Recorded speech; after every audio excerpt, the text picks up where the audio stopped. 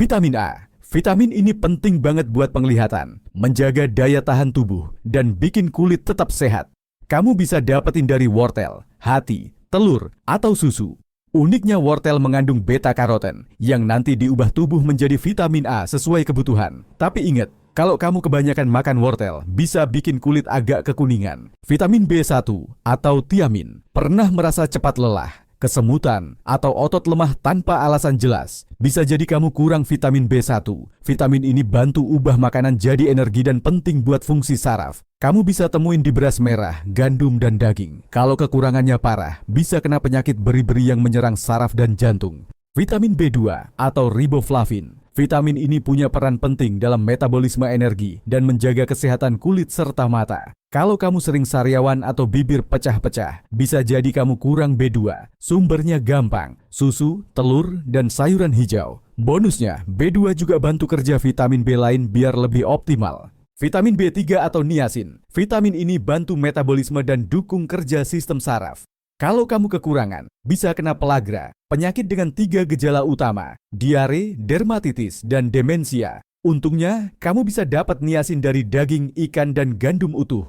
Vitamin B5 atau asam pantotenat. Vitamin ini bantu produksi hormon dan mengolah lemak serta karbohidrat jadi energi. Untungnya, hampir semua makanan punya vitamin ini, mulai dari ayam, alpukat, sampai jamur. Makanya, kekurangan vitamin B5 jarang terjadi. Tapi kalau sampai kurang, bisa bikin kamu gampang lelah, pusing, atau kesemutan. Vitamin B6 atau piridoksin.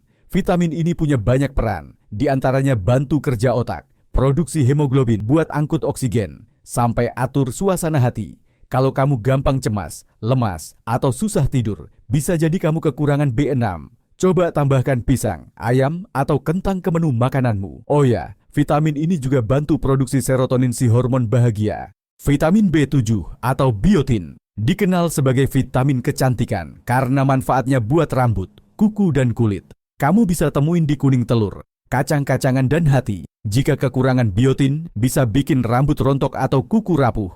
Nggak heran kalau suplemen biotin banyak dikonsumsi banyak orang, walau efeknya bisa beda-beda tiap orang. Vitamin B9 atau asam folat. Vitamin ini super penting buat kamu yang sedang atau mau hamil. Dia bantu pembentukan sel darah merah dan perkembangan janin. Kamu bisa dapetin dari sayuran hijau, kacang-kacangan, dan hati. Kekurangan asam folat di awal kehamilan bisa menyebabkan cacat tabung saraf pada bayi. Makanya, dokter sering anjurkan konsumsi asam folat, bahkan sejak sebelum kehamilan. Vitamin B12 atau kobalamin. Ini satu-satunya vitamin B yang cuma bisa didapat dari produk hewani seperti daging, susu, dan telur. Vitamin B12 penting banget buat pembentukan sel darah merah dan fungsi saraf. Kalau kamu kekurangan, bisa kena anemia megaloblastik atau gangguan saraf seperti kesemutan dan lemas.